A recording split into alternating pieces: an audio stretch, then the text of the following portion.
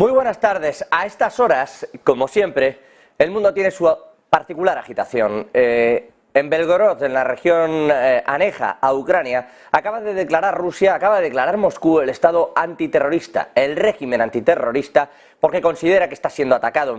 Y en cierta medida es así. Lo que no ocurre tanto es la claridad del por qué o quién ha sido. Desde la Fuerza de Liberación Rusa, que son una serie de personas o militares, exmilitares rusos, pro-ucranianos, aseguran que son ellos los que han alcanzado esa región de Belgorod, parando en varios de los pueblos y hay hasta 3 fallecidos según el Kremlin. ¿Qué está ocurriendo allí? Pues no está claro del todo. Insisto, estas fuerzas aseguran que están siendo ellos y que lo hacen por tener un sesgo, una base real que empuje a Rusia lejos de las fronteras ucranianas. La realidad es que Ucrania ha tenido que salir al paso de esto rápidamente a decir que no están en eso, que Ucrania no está detrás de estos ataques y que quien lo esté haciendo, voluntarios o no, o exmiembros o no del ejército, de los militares rusos, no pertenecen ni tienen nada que ver con Ucrania. Ucrania que sigue esperando, por su parte, el envío de distintas armas. Incluso Rishi Sunak, el premier británico, enseguida iremos con estas últimas noticias, ha asegurado que es urgente reiterar el apoyo y enviar los cazas necesarios también para la defensa aérea. Quién sabe si para algo más, porque en eso está Volodymyr Zelensky, preparando también esa contraofensiva que no termina de llegar y que pende también del techo de deuda norteamericano. A estas horas estamos esperando que comparezca, de hecho, el portavoz de los demócratas en la Cámara de Representantes, aunque de momento parece no hay nada en claro, no hay acuerdo. Ya saben que de hace poquito se filtró, lo hizo en una pequeña conversación en un corrillo, una declaración de la republicana, de la congresista republicana de Texas, que decía el acuerdo está cerrado. Como hablando de que todo esto en realidad es un show que está montado alrededor del techo de deuda. Si esto es real o no, no se sabe, pero mientras tanto se especula con las consecuencias de lo que está ocurriendo allí, y una de ellas es que los contratistas no reciban su dinero y por lo tanto no haya o no se produzca ese envío de armas a Ucrania en las próximas ocasiones. Más de 800.000 millones están pautados en armamento de defensa para el Pentágono y eso pende del hilo también del techo de deuda. En todo eso está el Congreso estadounidense, mientras en Europa, pues seguimos vigilantes de todo lo que está ocurriendo. De hecho, Josep Borrell, el alto representante de Exteriores de la Unión Europea, ha dicho hace apenas unos instantes que si Serbia quiere entrar en la Unión Europea, como es candidata, que se ande con cuidado en cuanto a las relaciones que tiene para con Rusia. En eso está Josep Borrell, que también ha advertido de que ya están preparándose otros 15.000 militares ucranianos, ya está acabándose la preparación de otros 15.000 soldados ucranianos para el manejo de las armas que se les está enviando. Vamos a tratar todo esto y, por supuesto, si es o no pertinente la entrada de esos F-16 en juego por parte del resto de aliados de Ucrania. Lo vamos a hacer en los próximos minutos, recordándoles que se le han prometido esos aviones a pesar de que Joe Biden en estos últimos días en el G7 ha dicho las dos cosas, que no había que dar los F-16 y que sí. E imaginamos que porque no le habían dicho si estaban o no preparados los F-16, si estaban o no listos para ser enviados. ¿Por qué? Porque Estados Unidos no quiere enviar esos aviones, esos cazas, con el instrumental actual que tienen. Poseen información valiosa para Estados Unidos y además poseen una serie de sistemas que son secretos y que evidentemente son de esas cosas que uno intenta destruir antes de que caigan en manos enemigas. Con más razón Biden recelaba para no dárselos a Zelensky, por lo que pudiera pasar. Bueno, se le habrá explicado seguramente que esos equipos se pueden desmontar, que se puede recolocar y que además los nuevos F-16 de Estados Unidos ya están preparados en otra dirección y no tiene tanta importancia, no tiene tanto peso lo que pueda ocurrir con estos aviones que al final, sí ha dicho Biden, podrían enviarle a Ucrania. Con todo y con esto, no es lo único de lo que vamos a hablar y lo miraremos a lo largo de esta jornada, miraremos también a China, pero antes, y para comentar todo esto que les comento, para hacer el análisis, Ariel Umpierrez, economista, historiador, especialista en geopolítica. Buenísimas noches, ¿cómo está? ¿Qué tal? ¿Cómo estás? Perdona que estoy con la cámara, ahí va la cámara. No pasa nada, no pasa nada, ya nos vemos. Está también Lajos Sazdi, analista de Relaciones Internacionales al otro lado, creo. Muy buenas. Sí, aquí estoy. Buenas tardes. Como siempre, un gusto saludarles a ambos y paso a preguntarle directamente. Lajos, ¿Qué sabemos de estos F-16? ¿Se van a enviar o no? Y por ir a la última hora, o quizás empezando por ahí, ¿qué creéis que está ocurriendo en la región de Belgorod con esos ataques que dicen que son parte de la Fuerza de Liberación Rusa, esos ciudadanos rusos o personas con la ciudadanía rusa, pero pro-ucranianos? Sí, bueno, en cuanto a los F-16, Noruega, que los tiene, dice que no tiene pensado ceder ninguno.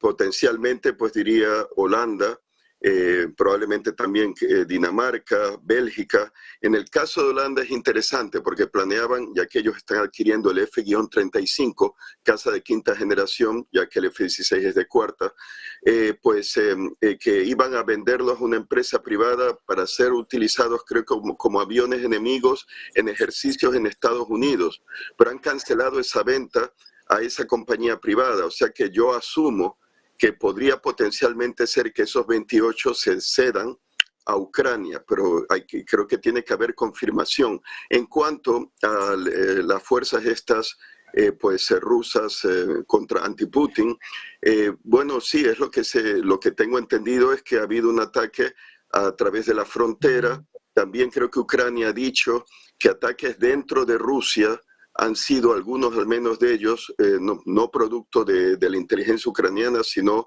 de una resistencia rusa. Así que estos serían rusos, si es así como se ha reportado, que están opuestos al régimen de Putin, quieren una Rusia democrática, se oponen a la invasión de Ucrania y pues estarían siendo armados y equipados por Ucrania y claro también pues por Occidente, como parte del esfuerzo de apoyo occidental a Ucrania en la guerra. Al respecto, Ariel.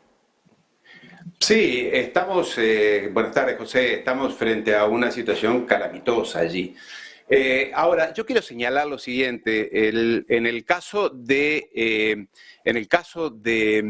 los aviones, estamos hablando de una tecnología muy especial, muy específica.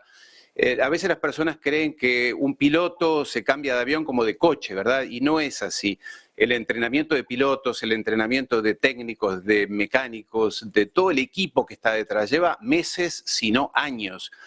Estamos hablando de, en el caso de Ucrania, gente que tiene mucho interés en hacerlo, digamos, están muy motivados, pero no es posible que esto se haga de un día para otro. En el caso de Ucrania están más acostumbrados a la tecnología rusa o exsoviética, entonces no será algo fácil o que uno piense que inmediatamente van a estar allí, como sí lo están en el caso de otras tecnologías un poco más sencillas, por así decirlo.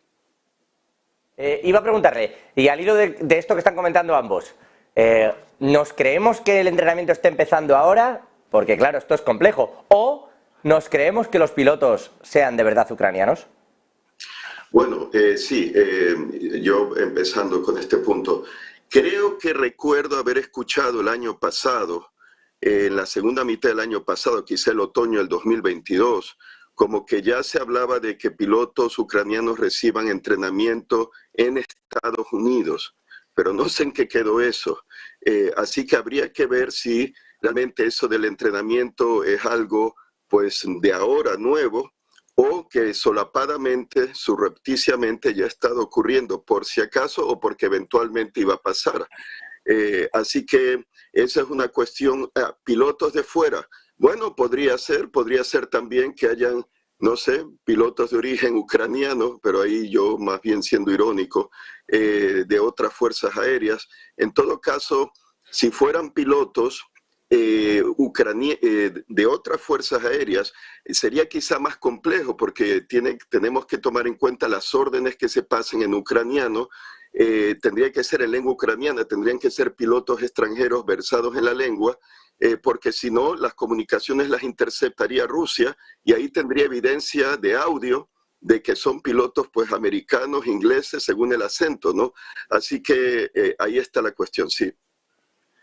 Claro, y se hablaba incluso de que había más de 8.000 muertos polacos.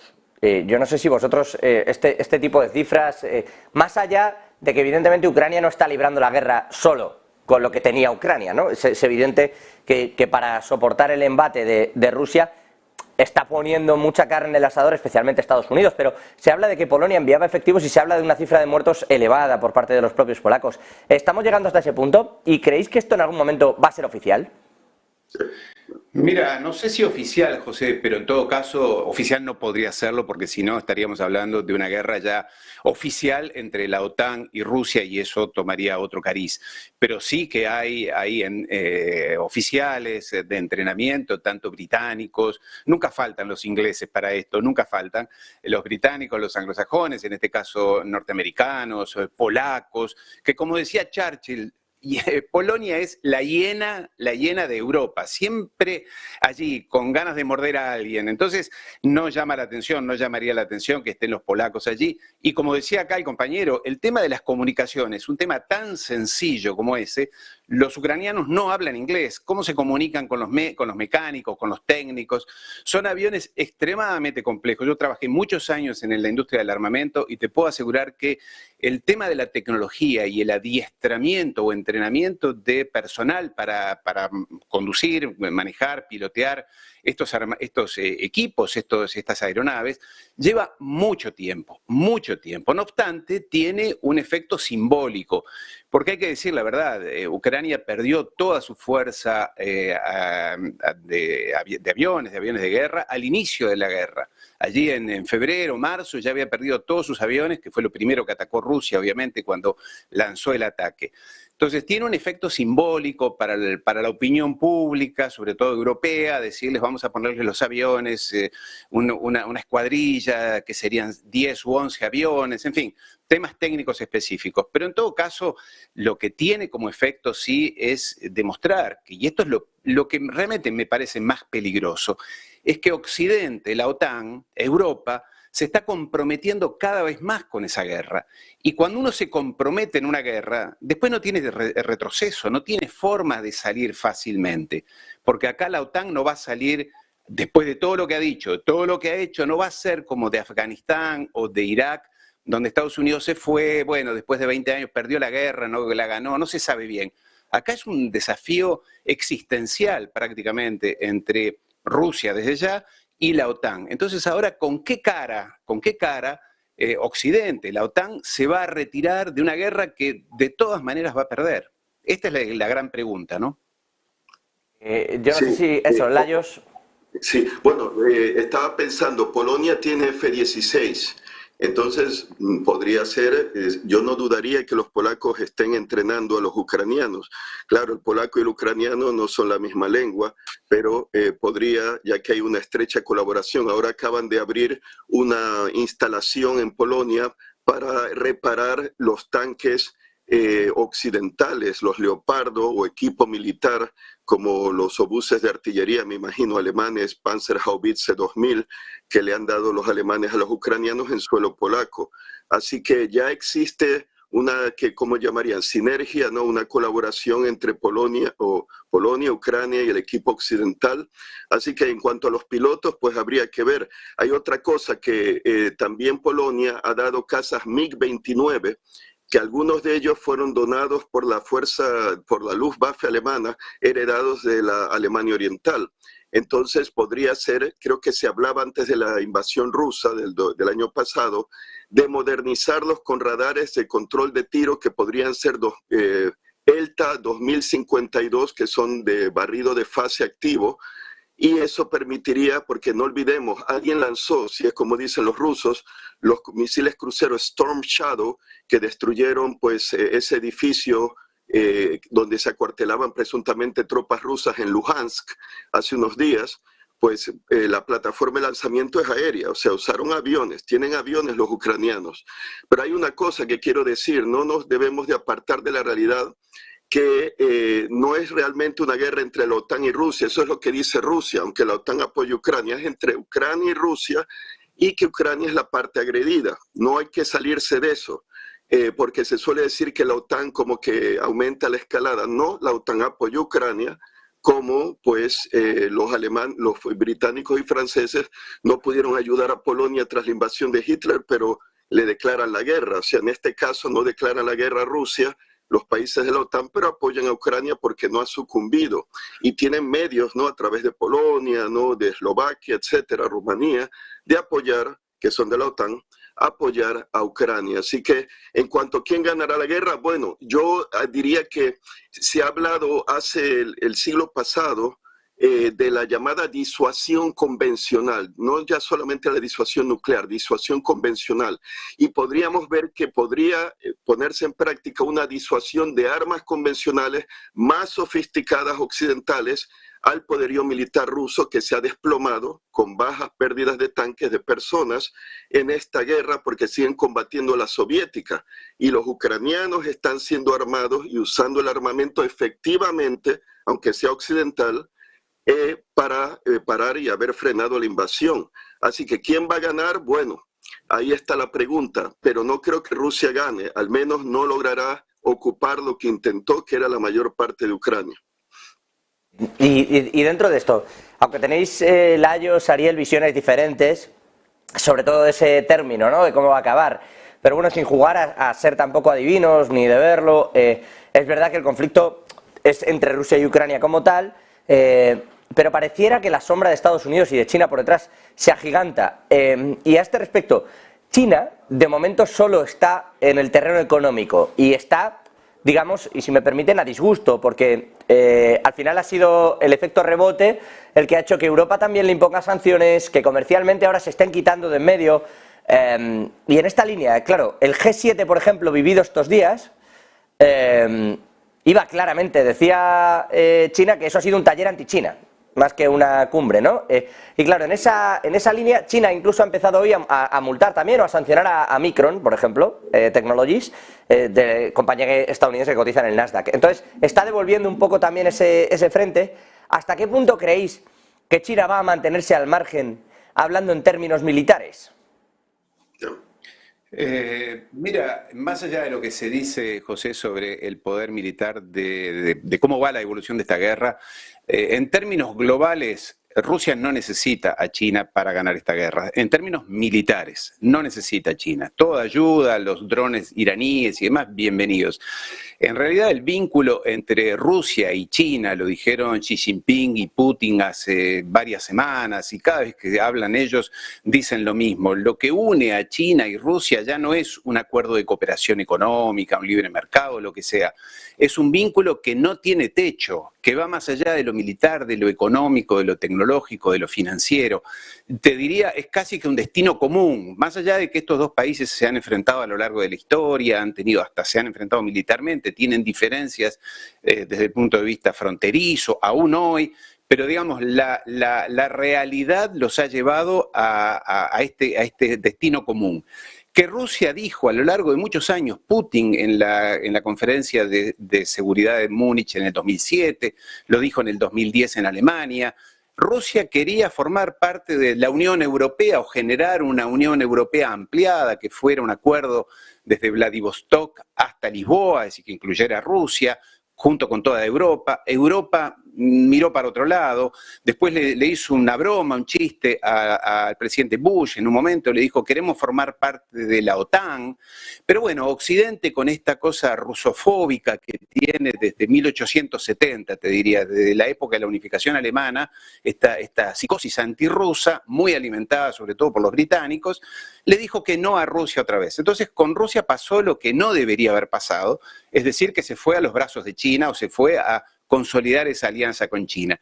Y China este es mi análisis, es el segundo paso de esta escalada, de esta histeria que tiene Occidente, sobre todo los anglosajones, donde evidentemente está viendo un declino, una caída de la importancia del imperio, llamémosle así, o llamémosle de Occidente.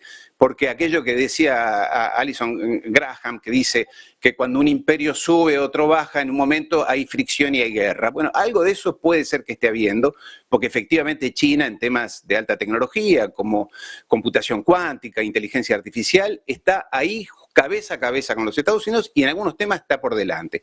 Y esto está poniendo muy nervioso a Occidente. Entonces, ahora van por Rusia, evidentemente no, esta es mi opinión y respeto la opinión del compañero, no van a ganar esta guerra porque esta es una guerra existencial para Rusia, no es una guerra común. es una guerra existencial.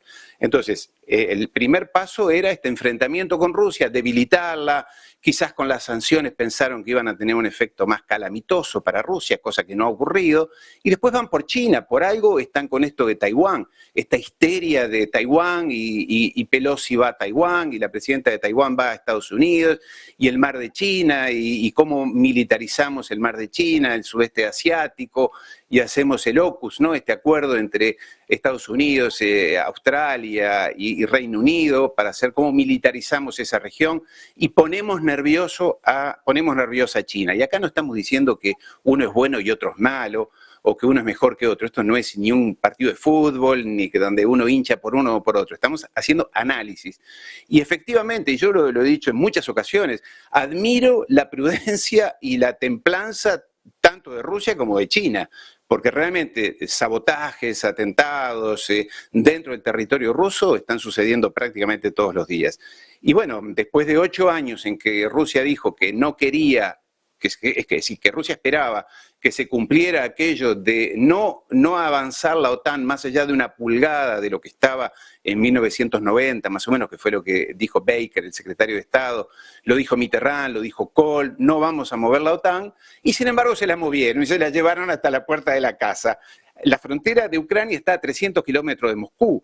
Todo ese territorio por el cual Rusia fue invadido muchas veces, concretamente y últimamente por Napoleón y por Hitler. ¿Cómo no van a estar nerviosos? Imagínate, siempre decimos lo mismo, que a los Estados Unidos un día México se ocurría a poner baterías nucleares en la frontera, allí en Tijuana. Ariel, pero Oye, una pregunta. Entendiendo esto, eso te iba a decir, entendiendo esto, le voy a dar la palabra a Layos, sí, pero entendiendo esto, que me parece bien lo que comentas, Ariel, pero dentro de todo esto y desde el 90 también Rusia vulneró en sucesivas ocasiones las fronteras que había establecido y los propios acuerdos, por ejemplo, de Belavetza o de Minsk, que no sé, Layos, ¿qué querías comentar al respecto? Bueno, sí, no solamente que la amenaza existencial no es a Rusia, sino al régimen de Putin, que es un régimen dictatorial y tiránico. Y se habla de los atentados en Rusia, bueno, eso será la resistencia rusa. Puede que haya actos también de la inteligencia ucraniana, pero los crímenes de guerra como en Bucha, por ejemplo, eso no se puede pasar de largo. En cuanto a la amenaza rusa, es real.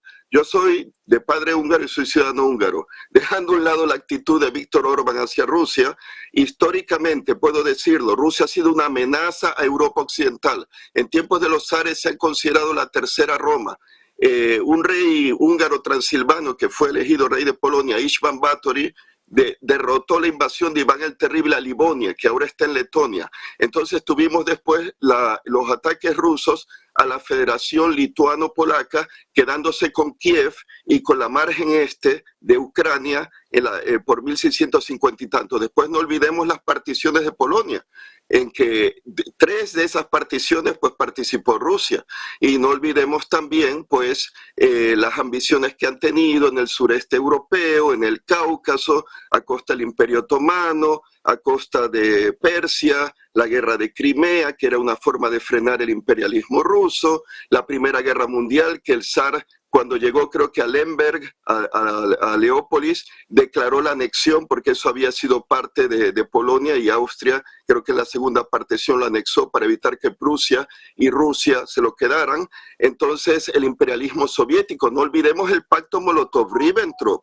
Hitler invadió a Polonia porque firmó un pacto con Rusia para hacerlo, y quizás especulamos, no habría habido holocausto judío en Polonia y en los territorios de la Unión Soviética por parte de los nazis, no hubiera habido si Stalin se hubiera opuesto a la invasión de Polonia. Pero al abrirle las puertas al criminal, ahí, y tenía que saber Stalin lo que Hitler pensaba sobre los judíos. Entonces, no olvidemos las fosas de Katyn, no olvidemos el imperialismo soviético, no olvidemos la revolución húngara y la represión, la primavera de Praga. No, estoy aclarando para que la audiencia vea que los rusos no son víctimas, son agresores. Chechenia, las 2 guerras de Chechenia, los crímenes a los derechos humanos allí, la invasión de Georgia el 2008, la invasión de Ucrania del 2014. La de Crimea, sí. De Ucrania. Eso, no, pero un momento, para que se tenga claro, el compañero tiene su opinión y yo pongo la historia de por medio, para aclarar ese otro punto de vista. Ahora le contesta Ariel. Sí, yo simplemente iba dentro de todo eso que hablaba, mencionaba a Stalin, la invasión de Polonia. Yo recuerdo también a Churchill diciendo que, por ejemplo, Europa cometía un error también cuando obviaba la parte de la invasión de los Sudetes. Quiero decir que había mucha más, todo el mundo, digamos, ahí miró para otro lado, ¿no? En un momento complejo, la verdad, y ocurrió lo que ocurrió también. Pero sobre todo este asunto, no sé si Ariel quiere por mención también, igual que Lajos contestaba, no sé si quiere decir algo. Si no, aprovecho para lanzarles otra cuestión que tiene que ver con el propio armamento y con lo que está viviendo Estados Unidos. A estas horas, acaba de decir el senador republicano Kevin McCarthy, que no hay un acuerdo sobre el techo de deuda, que no esperaba la actitud que está encontrando en el gobierno. Tienen un encuentro, por cierto, Joe Biden y McCarthy a las 11:30 hora central europea de esta noche, en el que en teoría van a desbloquear esos acuerdos. Insisto, de momento no hay acuerdo y dice McCarthy que lo que está encontrando de momento es resistencia para negociar ciertos puntos, a pesar de que desde el propio Partido Republicano se había filtrado la sensación, a través de una congresista republicana desde Texas, se había filtrado esa famosa frase de ya hay acuerdo, hace ya casi una semana, y aún así, bueno, estamos enredados en esto. Lajos, Ariel, claro, al respecto de estos fondos también del techo de deuda, salen las operaciones con los contratistas de armas. Operaciones importantes, tiene el Pentágono más de 800.000 millones en presupuesto. Y de aquí sale también que puedan hacer o no ciertos pagos. ¿Esto compromete parte de los envíos futuros que se pretendían hacer a Ucrania? Ariel. Mira, dejemos el tema anterior porque seguramente yo como historiador y compañero, como seguramente también, podemos estar horas y lo que importa es que sigamos avanzando, porque esto no depende de nosotros en realidad. Con respecto al techo de deuda, este es un debate que está ocupando a los Estados Unidos, que lo ocupa periódicamente, en cada legislatura se habla de esto.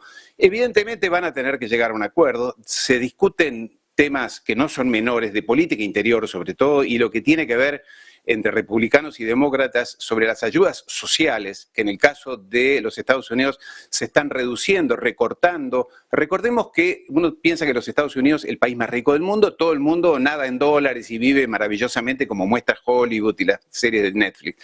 Recordemos que en los Estados Unidos el 12% de la población, es decir, unos 40 millones de personas, necesitan que el Estado los ayude para comer, no tienen recursos, y sobre todo en un país donde la sanidad es privada, no tienen recursos ni para hacerse una operación, ni para tener la atención básica en sanidad, o sea, temas muy graves.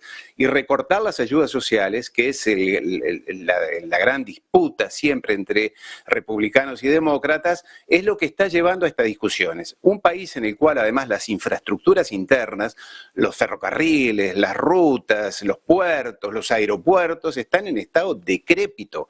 No Nueva York o Los Ángeles o Miami, que son los lugares más turísticos y donde más se visita de paso, o Washington. Estoy hablando del Estados Unidos interior, el profundo. Entonces, allí hay un debate de fondo, pero que en definitiva, creo yo, que como siempre se va a llegar a un acuerdo. Y también hablando de esto de la guerra, recordemos lo que fue el discurso del presidente Eisenhower allí en el año 61, cuando le dejó el lugar al presidente Kennedy. En su discurso de despedida, dijo el presidente Eisenhower: cuidado con el complejo militar. Cuidado, porque es la gran amenaza contra la democracia.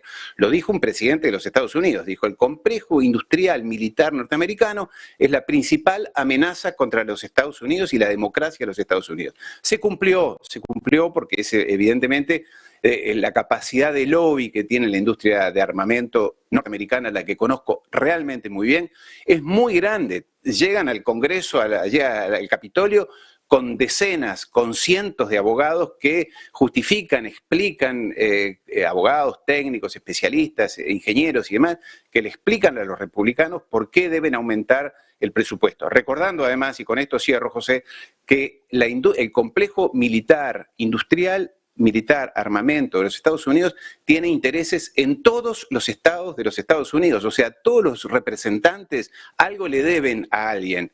Y recordemos además que en los Estados Unidos todo lo que es alta tecnología, sea biotecnología, de comunicaciones o lo que sea, pasa por el Pentágono, es subvencionado, es apoyado, es alentado por por el Pentágono, cosa que no pasa en los países latinos, no en Europa. Allí cualquier tecnólogo, investigador, científico que quiera montar una empresa de biotecnología, de comunicaciones, de Internet, lo primero que aspira es a que el Pentágono se lo subvencione o le dé su visto bueno. Entonces, realmente estamos hablando de un entramado industrial, financiero, político extremadamente poderoso y que, claro, va a condicionar la ayuda a Ucrania. Que dicho sea de paso, y con esto sí cierro, me llamó la atención en el G7, hasta no sabía si reírme o llorar, pero bueno, estando yo en un país del tercer mundo como es Argentina, que en la reunión de G7 se dijera, pero vamos a ayudar a los países del tercer mundo con 600 millones de dólares. 600 millones de dólares para todo el tercer mundo para contrarrestar la influencia china. Parece ridículo, es como una gota de agua en el océano. 600 millones de dólares para todo el tercer mundo, ridículo. Oye, una cosa rápida también para Ariel, espera.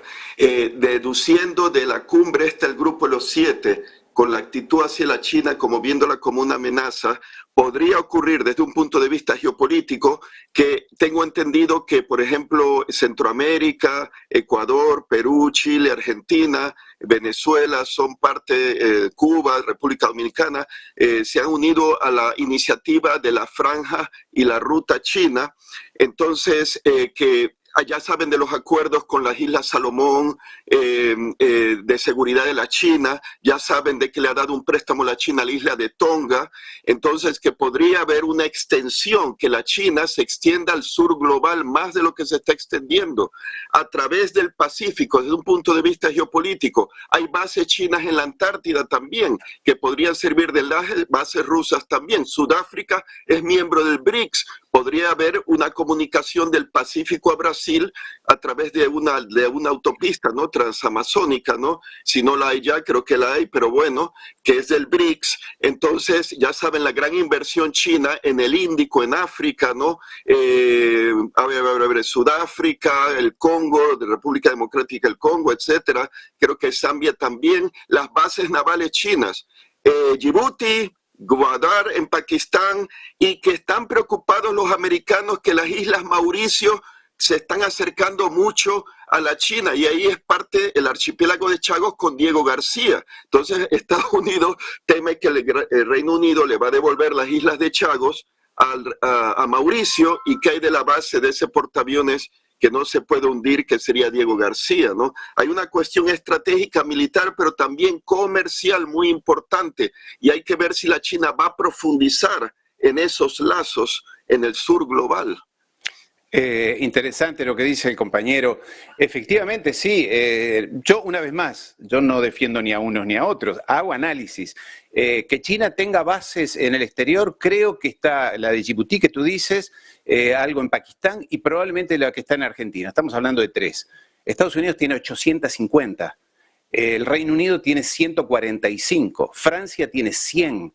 Más todo lo demás que no sabemos. Estamos hablando de 850, 150, allí estamos hablando de 1000 bases, y más todo lo que tienen los Estados Unidos, y por eso estaría muy preocupado en el caso de Europa, más todo lo que tiene en Europa. Tiene 2 en España, tiene base atómica en Bélgica, base con bombas atómicas en Bélgica, en Holanda y en Alemania.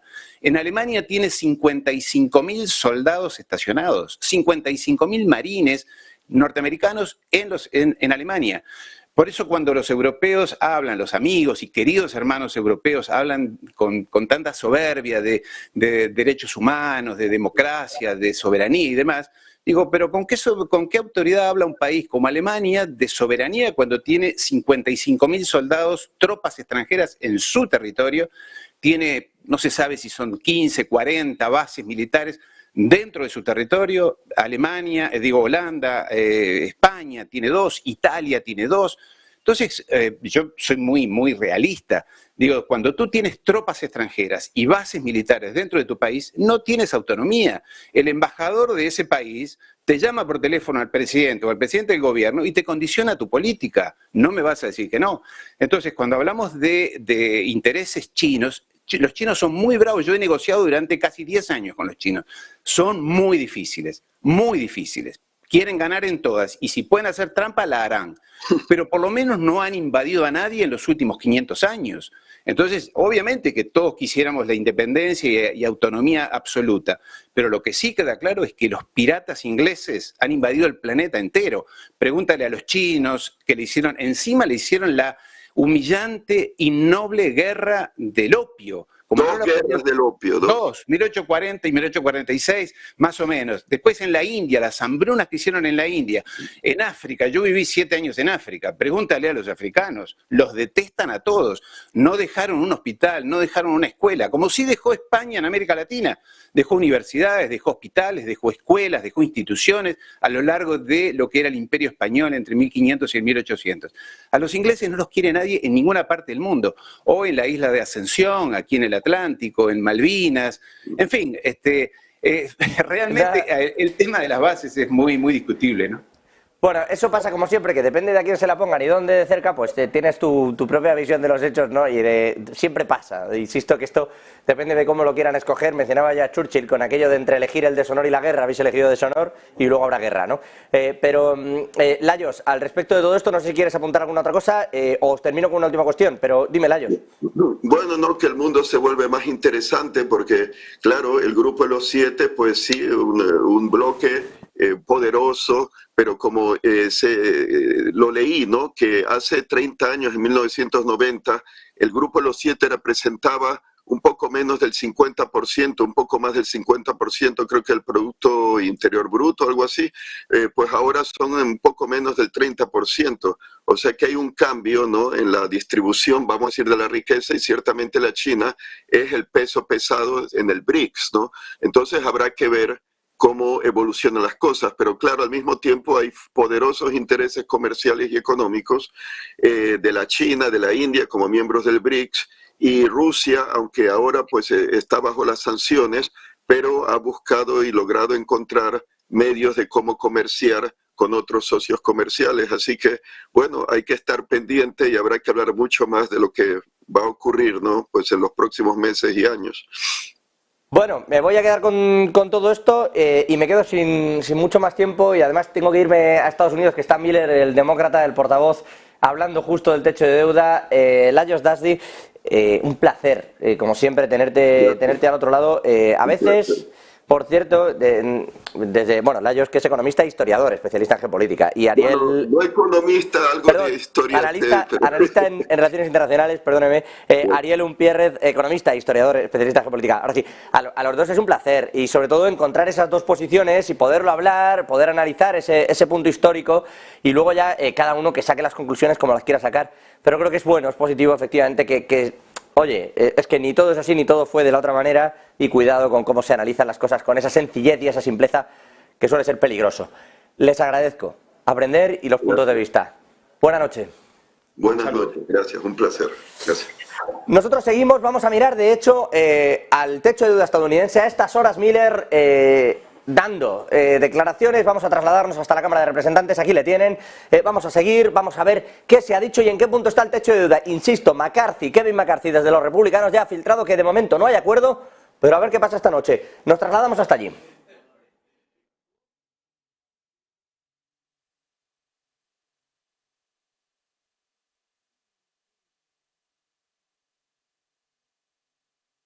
With respect to the letters, our view has been clear and consistent that the expansion of settlements undermines the geographic viability of a two-state solution. It exacerbates tensions. It further harms trust between the two parties.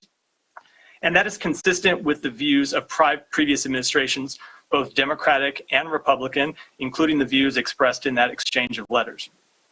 But, you know, I don't care who the letters were exchanged between. They could have been between Golda Meir and, you know, Lyndon Johnson. But the fact of the matter is that you guys were the ones who first said you're no longer bound by them. So why do you keep bringing up? Why? You know, if you think that what the Israelis are doing now is inconsistent with what they've told you, I mean you meaning this administration, that's one thing. But why keep bringing up the Sharon Bush letters? Because I don't agree that our position has changed over time. Our position has been clear and consistent across administrations, and it is our view that that letter was not withdrawn. The last administration, really? Our view is that was a clear and consistent view during the last administration? It is our view that the letter to which you referred has not been withdrawn, and that the Israeli government has not withdrawn the obligations it made in its letter. Okay,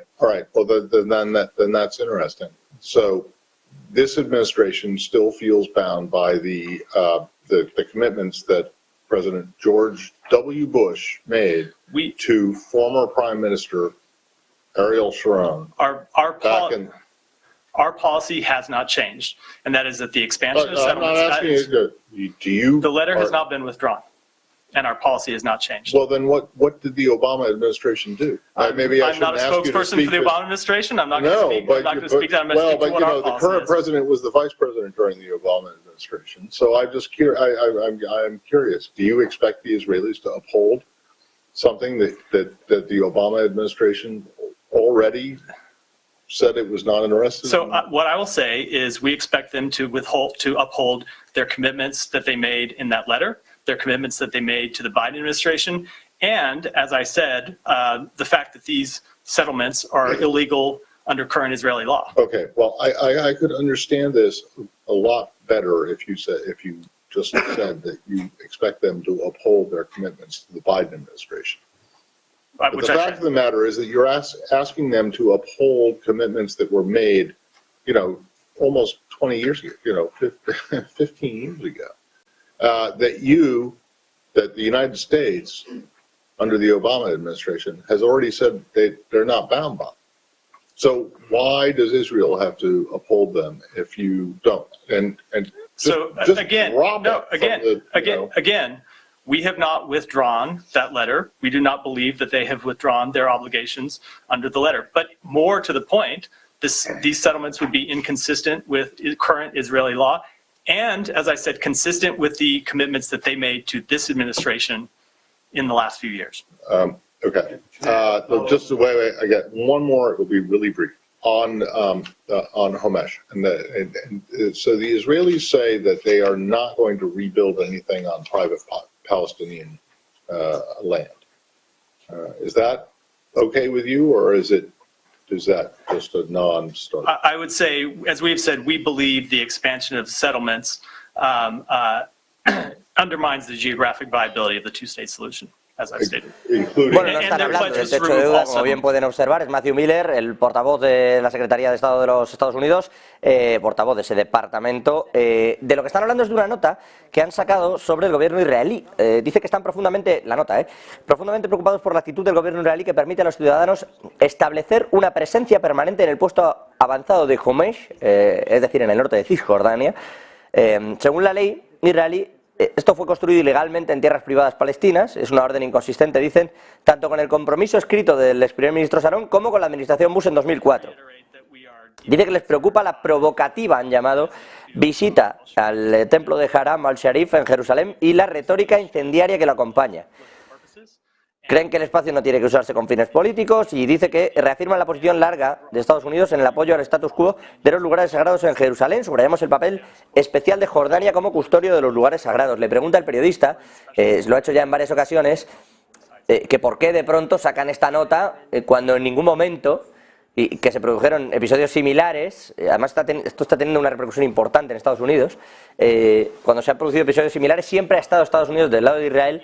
Pregunta, iba a decir, llevan tres preguntas ya, o sea que da igual el medio porque llevan tres distintas. Sobre este mismo tema, preguntan que por qué cambia, o si ha cambiado la posición y de pronto ya no están tan a favor de seguir de la mano de Israel. Matthew Miller dice que él no conoce otras administraciones, que la que está es en esta, y que de momento simplemente es una carta de apoyo a toda la comunidad, dice, está intentando desligarse. Es raro sacar una carta así y luego no ser capaz de defenderla, pero bueno, ahí está Matthew Miller, vamos a ver si habla ahora de techo de deuda. Volvemos con él. I mean, look, good statement, strong statement as far as stating your position on the settlements and so on, expansion and otherwise. But what next? I mean, regardless of the letters, the exchange and so on. So we've heard from behind this podium by you, by the Secretary, by others, and so on. Expressions of displeasure, concern, and all these things. But what steps are you willing to take? I mean, you know, it can be concerned, deeply concerned. It can be, you know, maybe you're angry and so on.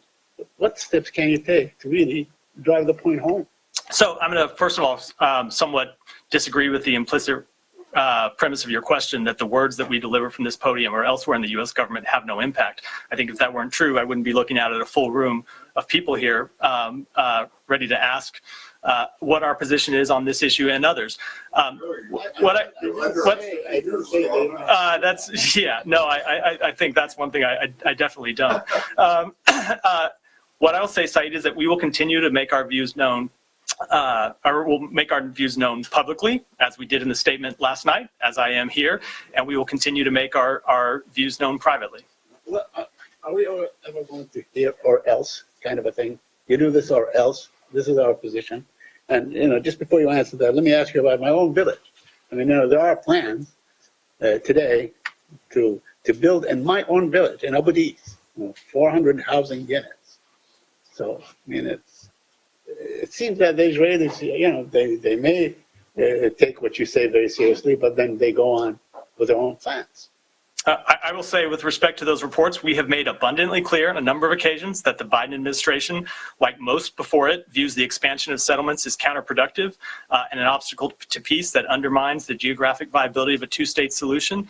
And Saeed, we will continue to make that view clear, both publicly and privately, to governments in the region. You know, building 400 housing units in the heart of that town, it will make like Hebron. It will be a flashpoint. It will be, you know, a constant confrontation and so on. Bueno, siguen en esto, de momento enredados con este asunto de Israel, de la posición. Es curioso porque dicen, bueno, sacan esta carta que querían decir, y es verdad que no está diciendo nada. Matthew Miller, de hecho, ha dicho abiertamente que no va a comentar cuál es la posición clara, porque eso lo están haciendo en privado con los distintos gobiernos.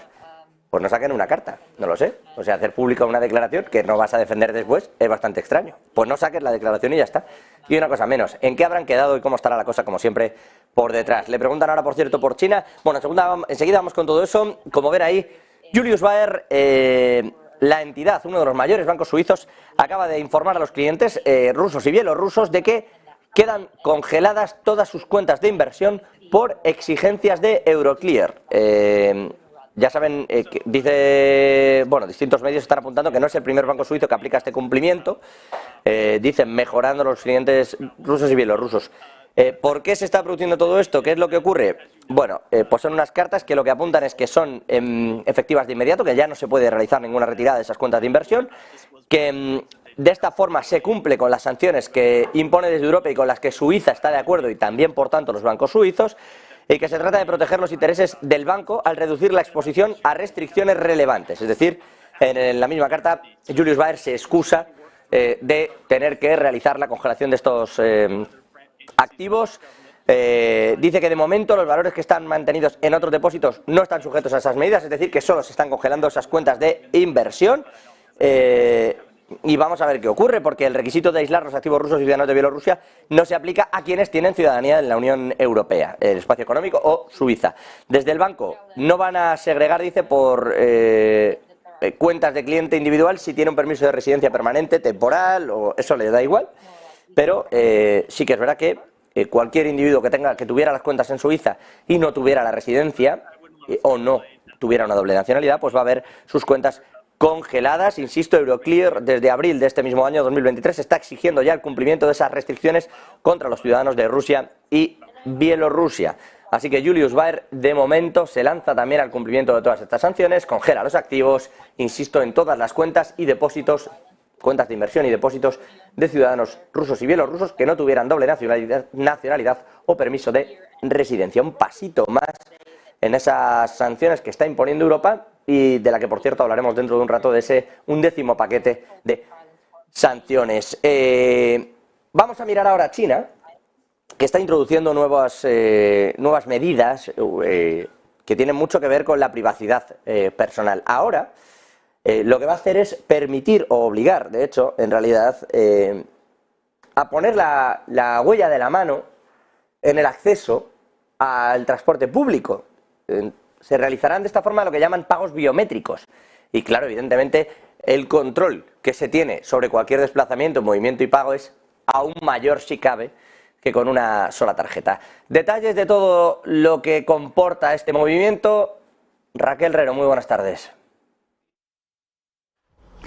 Es la primera vez que se utiliza en el mundo la tecnología biométrica de las huellas palmares, de las huellas de la mano, en el sistema ferroviario. China ha conseguido este logro tecnológico y lo ha escenificado en la línea del aeropuerto de Daxing, situando en la capital del gigante asiático. Las autoridades dicen que los pasajeros a partir de ahora de esa línea ferroviaria pueden entrar así fácilmente a las estaciones y subir a los trenes tan solo con la huella de la palma de su mano, sin tener que utilizar teléfonos móviles ni tarjetas. Consideran que esta iniciativa presenta un avance significativo para el transporte ferroviario. El objetivo es simplificar así el proceso de entrada y mejorar la experiencia de usuario. Los viajeros, como decimos, pueden simplemente deslizar la palma de su mano sobre el dispositivo de reconocimiento biométrico para entrar en las estaciones de tren. La Comisión de Transporte Municipal de Pekín ha instalado estos dispositivos de registro y apertura con huellas de las palmas en las zonas de ventas de billetes y ha modificado las máquinas de acceso para hacer posible esta innovadora forma de pago.